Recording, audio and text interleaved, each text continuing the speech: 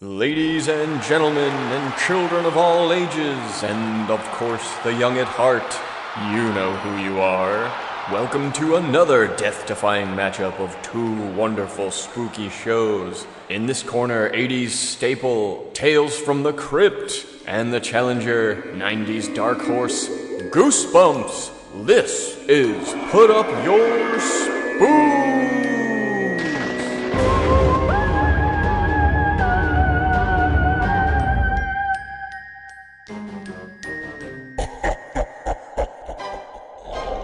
This week's theme? Werewolves. Welcome to another installment of My Favorite Spooks. Werewolves are also some of my favorite things. Excellent. Or, ow! Excellent. My entry into this My Favorite Spooks edition of all werewolves all the time is a Tales from the Crypt episode called Werewolf Concerto. So we open on a full moon in spooky choral Latin chanting, and a well-dressed man stumbles through dark woods chased by an unseen creature. And then we see it, a hulking werewolf that tackles him and slices his throat with a single claw. It then holds up his severed head Mortal Kombat style and howls. Later that night at a swank chalet, a woman hears the news of her husband's death and wails, and an angry German guest, Carl, yells at the manager, Mr. Antoine, because he believes a werewolf is behind this, and it's already killed 3 people. He wants to know what the manager's going to do about this, and guests are panicking. They want to leave. Mr. Antoine tells the guests that they're all trapped there by a mudslide. The police can't reach them, but not to worry. He has hired a werewolf hunter who will deal with their problem only on the condition of anonymity. So some of the guests think this is foolish, some are relieved, and some are excited. While this hubbub is going on, Timothy Dalton sits by the fire sipping a drink, and he smiles. Beverly D'Angelo approaches. She's in a tight black dress, she's playing a vixen type, and together she and Timothy Dalton, who's playing Mr. Loci, have some film noir style repartee, complete with smoky saxophone music. You been listening to this? Hard not to. What do you think? About Werewolves. that whole hair on the back thing's always been a big turnoff for me. And you? Oh, I dig a chick with a healthy fro. Wherever I can find it. Later days, barber boy.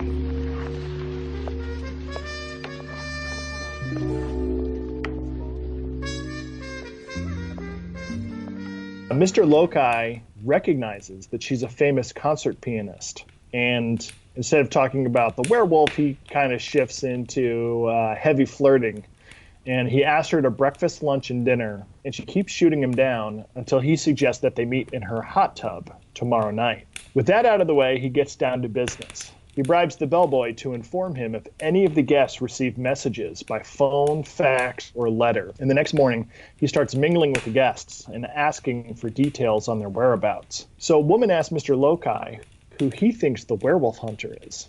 And he tells her that's the wrong question, and that it's only important to the werewolf, his or herself. Then they get accosted by Carl, the angry German guest.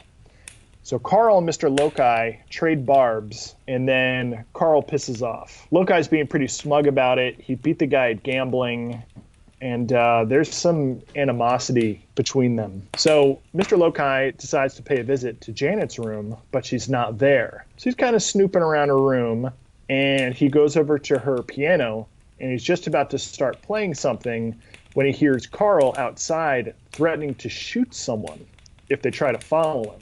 So he goes bingo, and he sees that Carl's headed off into the woods, and he chases after him. So he's out there crunching around in the woods, and then something's coming up on Mr. Loci. All of a sudden, it's Mr. Hertz, the other older German guest, and he pulls a gun on Loci.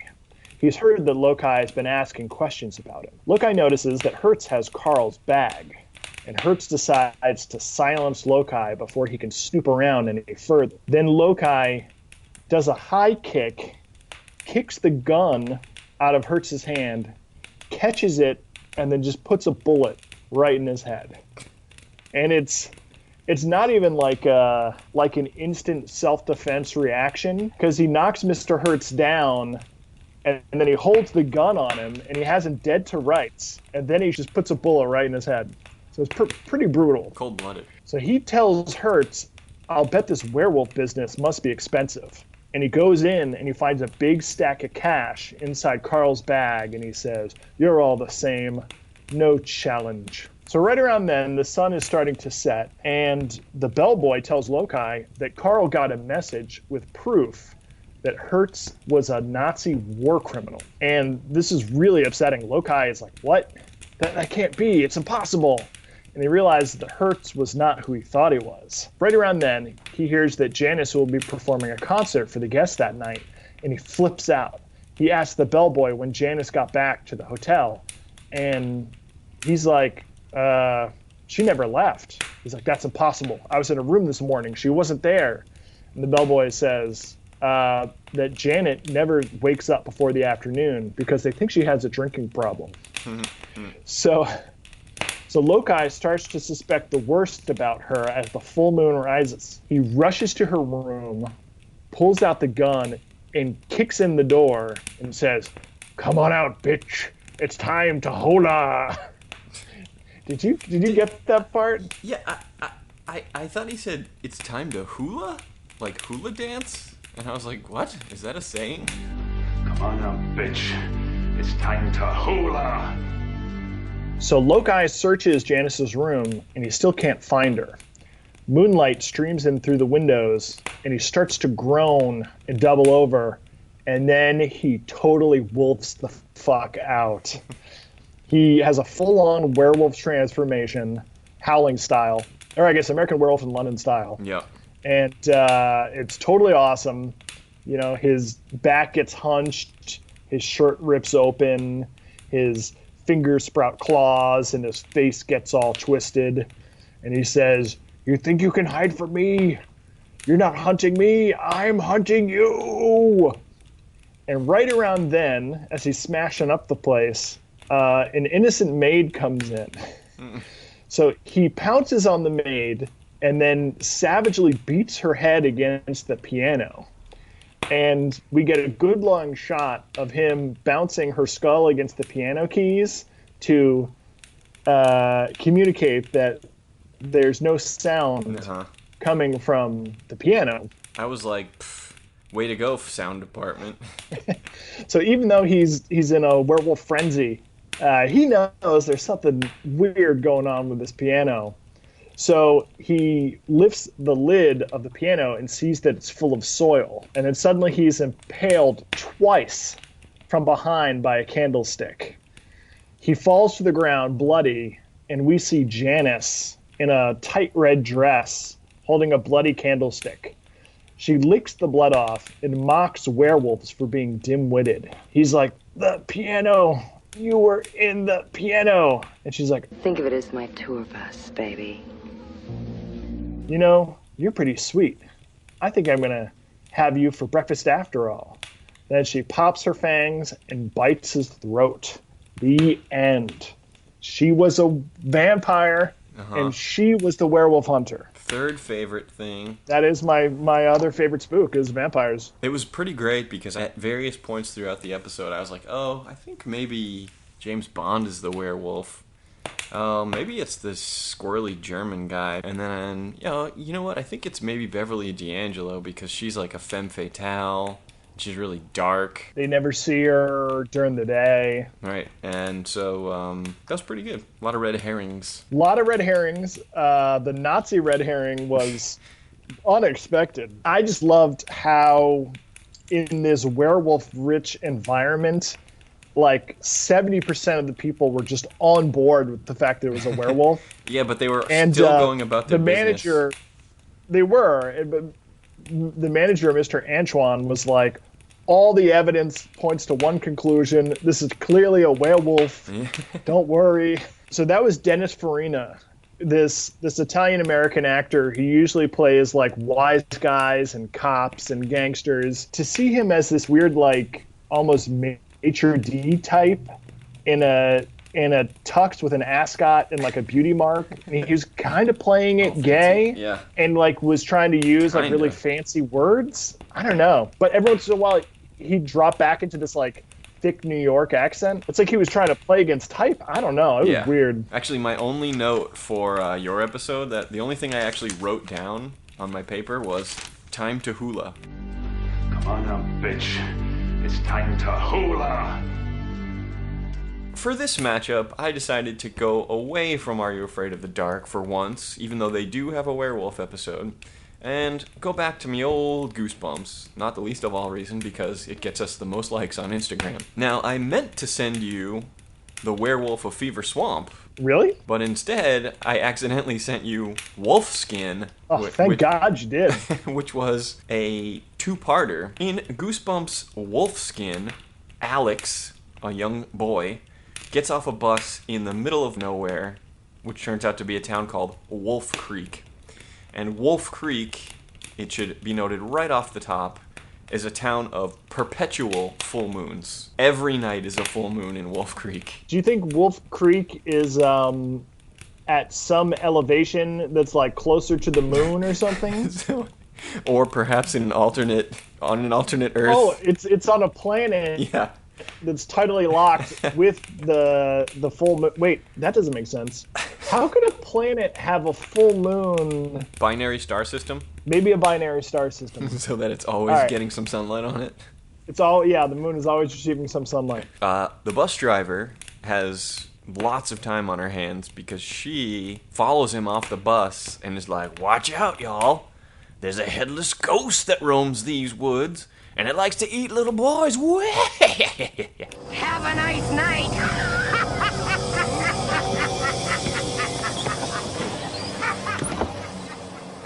Vink factor on the bus driver, high. Large Marge factor, high. I would say large Marge factor because the bus driver's name in the credits was Big Edna. Really?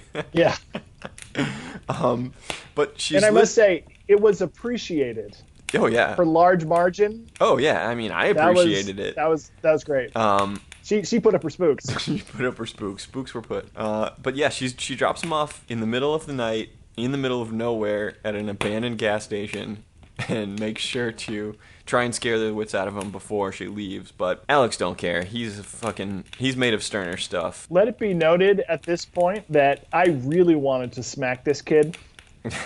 Something about Alex's face. Oh yeah, he was a little I don't shit, know. just like from frame one.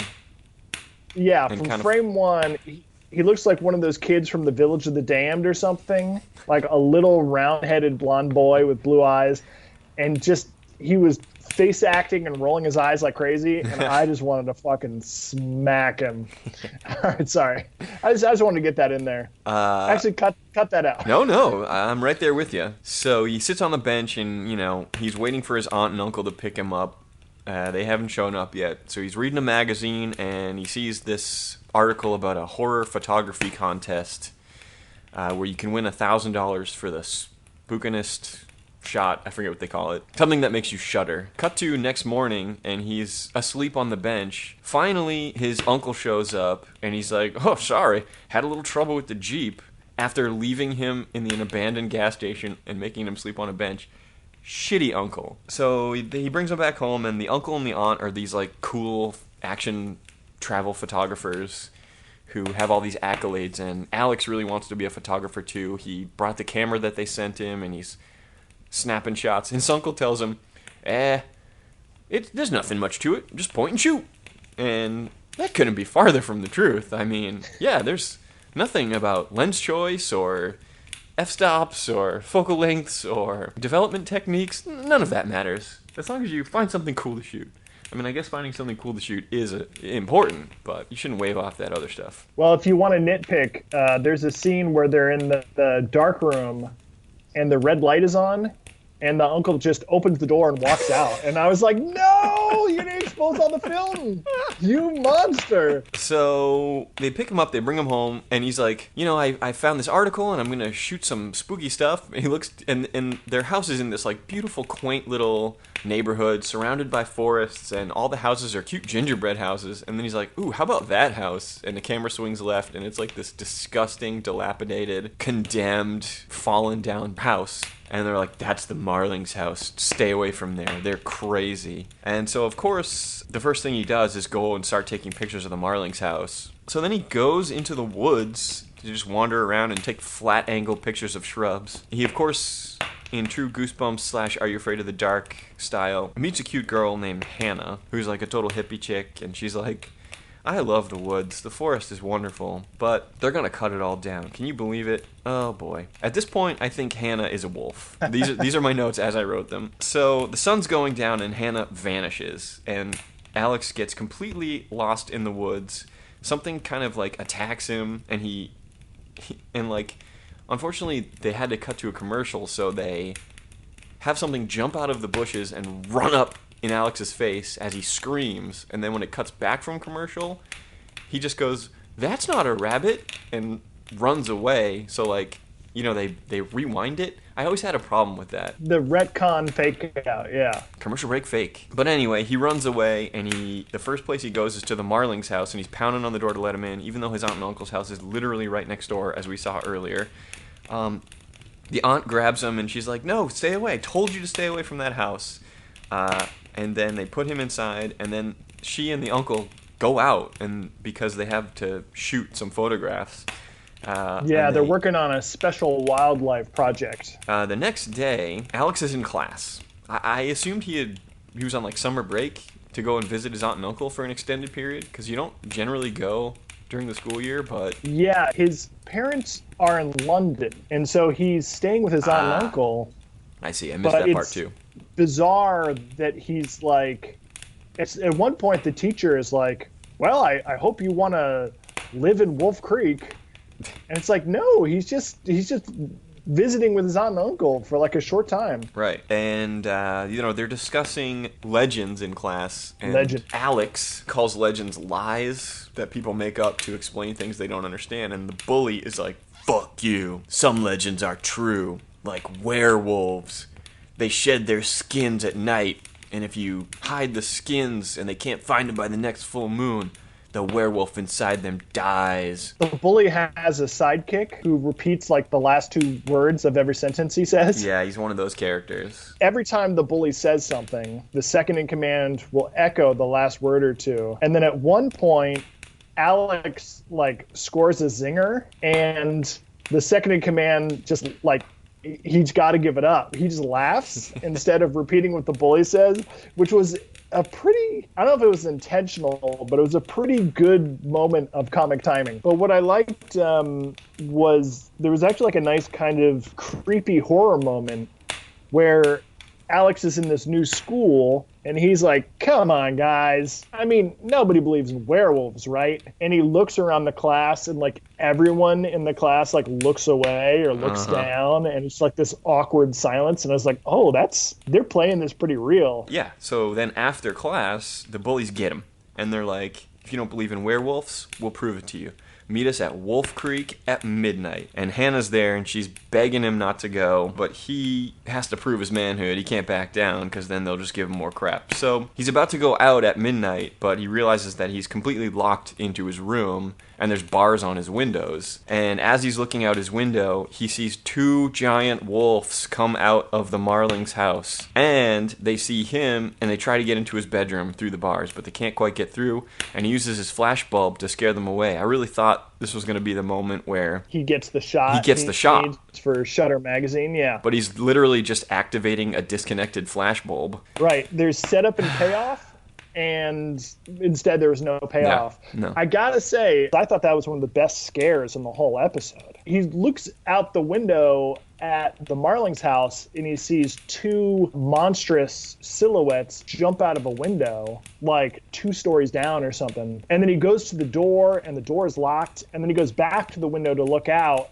and they are right there at his second floor window. Well, like, I was snapping. so fixated on the fact that he tried to get out of the safe, secure, locked room. He saw 2 werewolves come out, and then he tried to get out of the room. That was a fastness. He should have stuck there. He was secure in his fastness, although when they did the scare moment and they leapt up to his second or third floor window, they were like biting the bars and bending them and ripping them apart. So yeah, but that was after he tried to escape. At this point, I think Aunt and Uncle are wolves. Really? Yes. Aunt and Uncle are talking to him the next morning, and they're like, that's crazy. There's no wolves, and you shouldn't listen to Hannah because a wolf bit her brother, and then she spends all her time in the woods looking for wolves.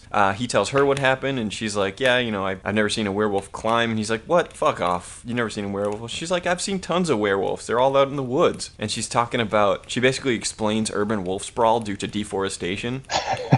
And of course, Alex is like, this is too good for the Shudder contest. I need to take this national. I'm gonna fucking blow this thing wide open. And Hannah's like, no, you can't do that. They encounter the bullies again, and they're like, well, what the hell? You didn't show up. And he's like, how about this? Meet me at the Marling's house tonight at midnight, and I'll show you some trick or two. And at this point in the story, I think everyone is wolves, because they were out there all night. The second in command bully has a bandage on his face, and the first in command bully says, we were out all night and this guy almost got eaten alive by mosquitoes. And then the second in command said, yeah, they like my blood. That was funny. And that was the river where the werewolves like hang out and drink from the stream. Right. So it seems like a pretty risky place for a bunch of everyone's kids out to go. All night in this town where they all know there are werewolves, but the fact that I suspect that everyone is wolves. The wolf capital of the country. In the wolf capital of the country of perpetual full moon. Alex goes to the river, and he's training his camera on the spot where he thinks the wolf is going to come out. But at that moment, a werewolf appears right behind him. He screams like a total girl, but it's all a dream. And his teacher's there and wakes him up and is like, Alex, what are you doing out here? It's too dangerous. And then his teacher turns into a wolf, but it's all a dream. So he goes back home because he's, freaked out by whatever. He looks out his window again, straight into the Marling's house, and he sees his aunt and uncle stripping their wolf skin. I was right about one of the wolves. But he watches these werewolves split out of their skin and peel them off. And it was cool. His aunt and uncle, and they were naked.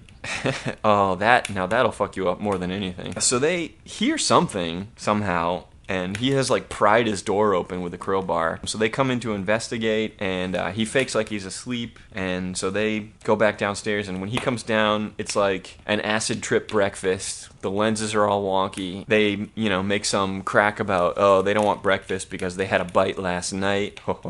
And I think they're probably eating hunters. So he goes away and takes his sweet time, just completely forgetting about the whole legend that the bully pumped into his head about werewolf skin and hiding it or destroying. I thought the bully said to destroy it, but if someone finds the skin and destroys it before the next full moon is at its highest point, the curse is over. And the werewolf inside the person dies. Yeah.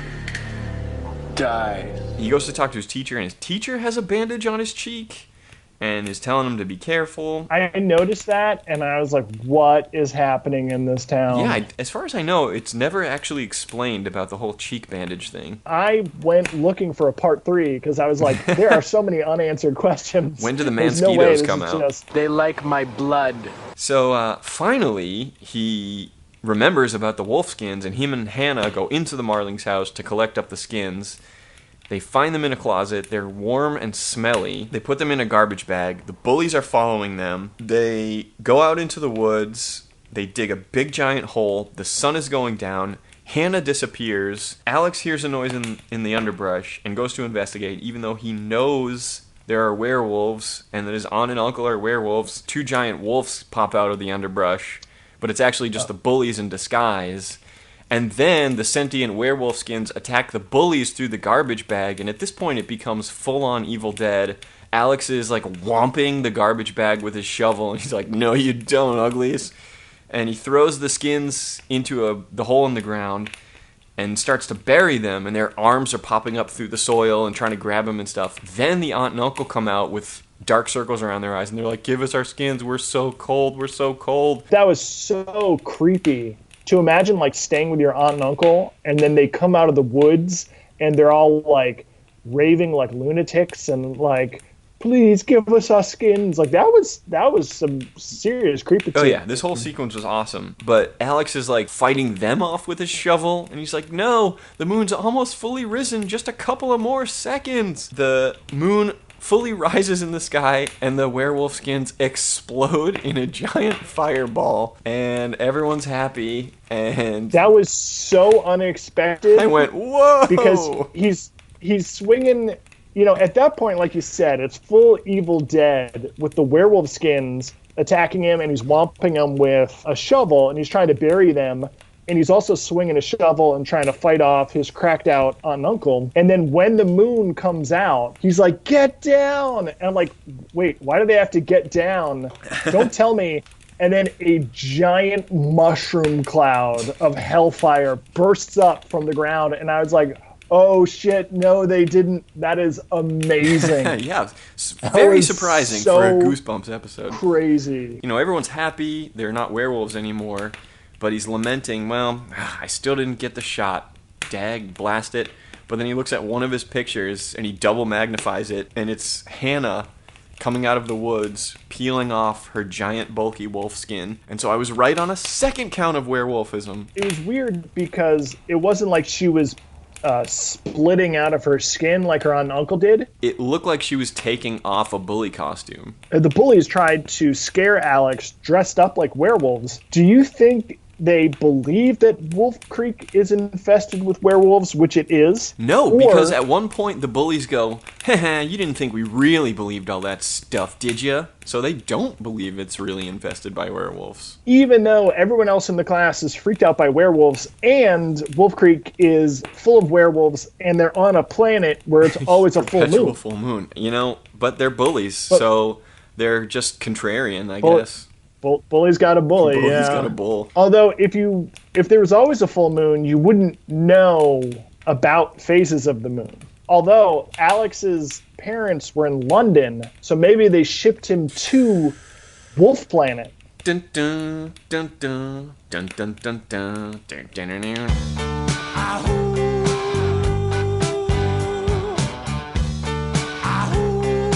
Werewolves of London.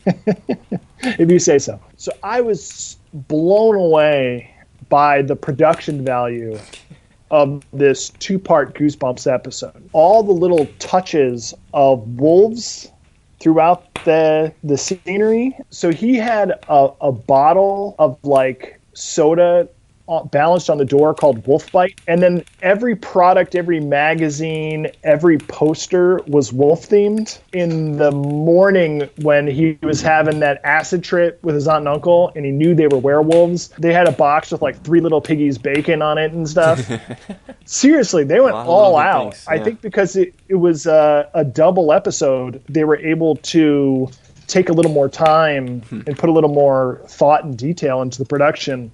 So I want to talk about that werewolf legend. Yeah, they were full-on skinwalkers in this one. Yeah, I thought it was really weird at first. I thought it was like another Are You Afraid of the Dark travesty of mythology, where they thought that changelings and banshees and leprechauns were not what they really were. Because they were saying, you know, the werewolf sheds its skin, and if you can keep them out of their skin, you know, you can free them, et cetera, et cetera. And I was like, it's kind of like the old Viking berserker legends, where there were certain Viking warriors that would wear wolf pelts into battle. They were called the Ulfhelfnar, and it was believed that they could, like, transform into wolves or werewolves in battle. Cool. And there's all these legends about shape-shifting witches that will leave their skins behind and go fly through the night. And if you can find their skin and like lace it with salt, they can't come back to it and they'll be destroyed. So they're actually on pretty good standing, to say that there could be werewolves who take off their skin. We're just not used to that. But actually, there's so many legends and myths, and like you said, the Navajo skinwalkers who will put on animal skins to transform and stuff like that. So I thought that was really cool. Not only that, it gets you a murder-free way in a kid's show to get your aunt and uncle out of the curse of lycanthropy. Yep. Although they could have gone the true love route. Yeah, you don't need true love. You don't need silver bullets. All you need to do is just find their skins and keep them away.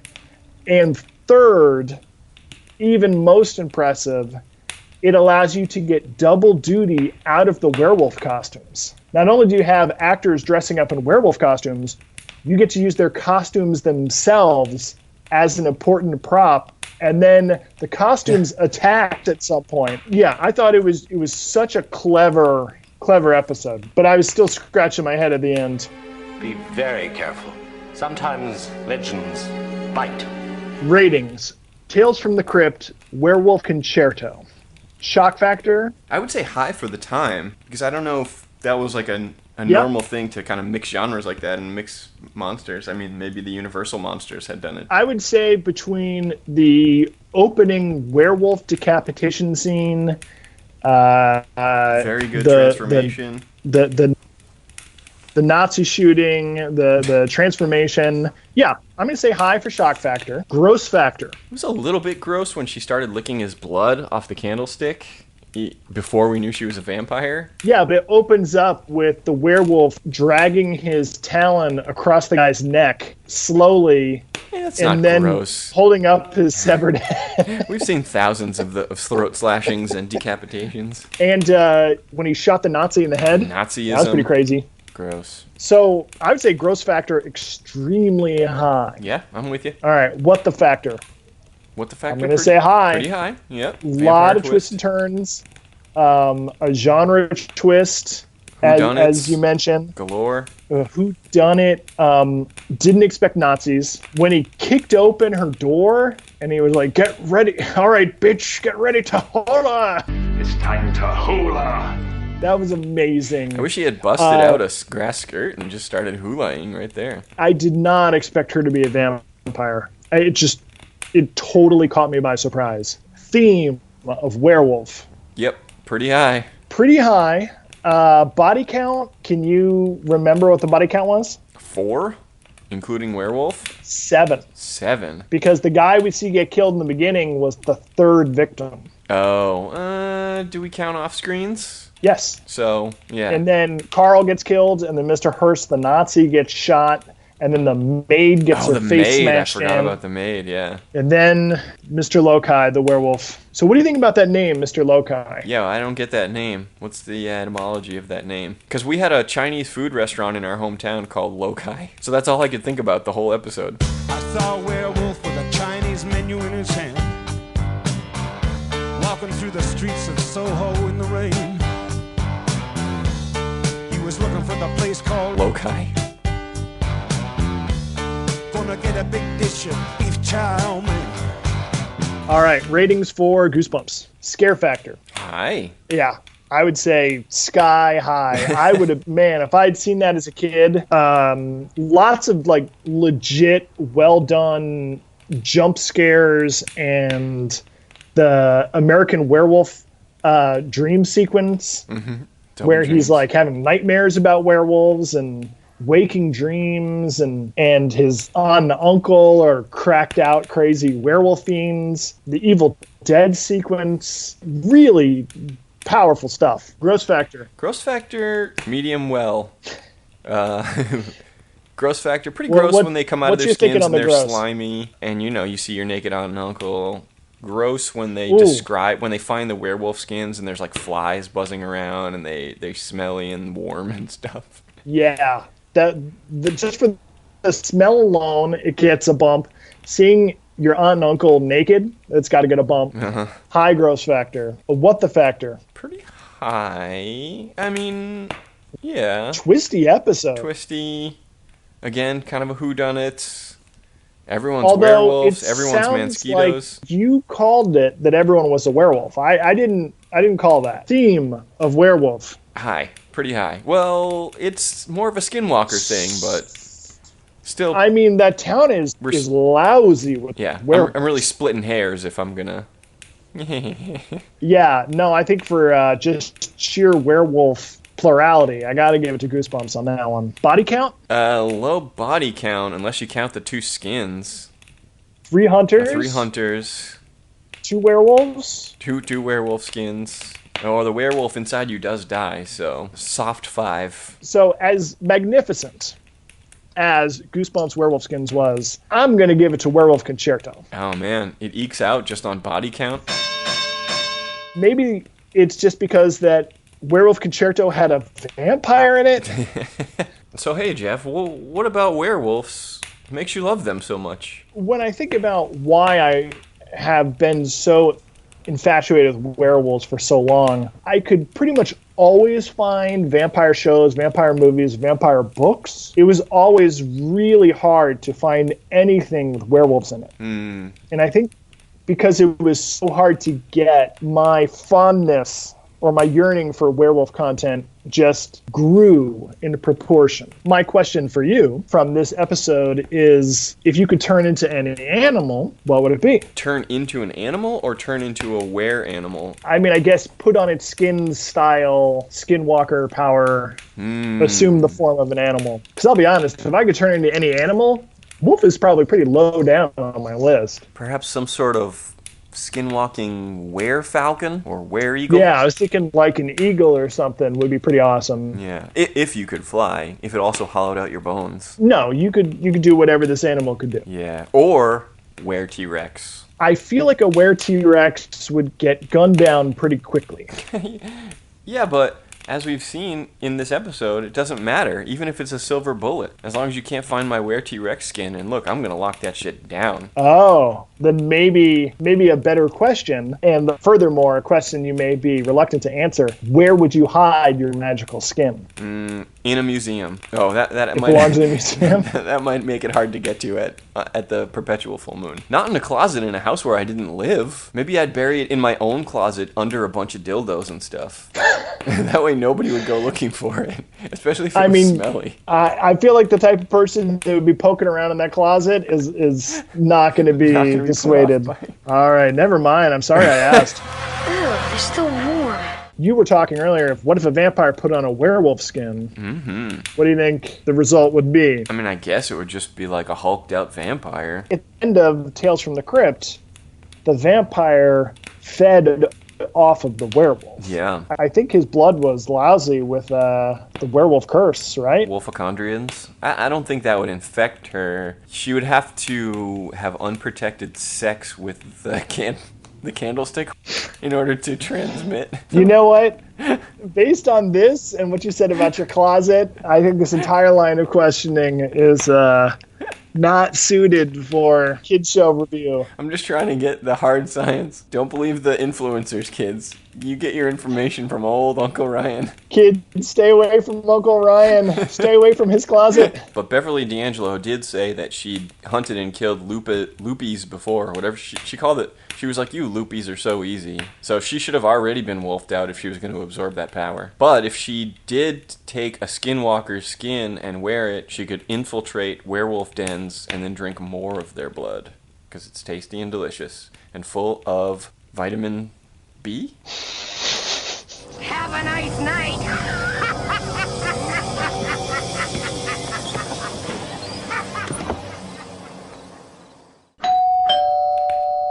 Someone's at the door. Come on now, bitch. It's time to Hoolaaaa. Rerun for your life!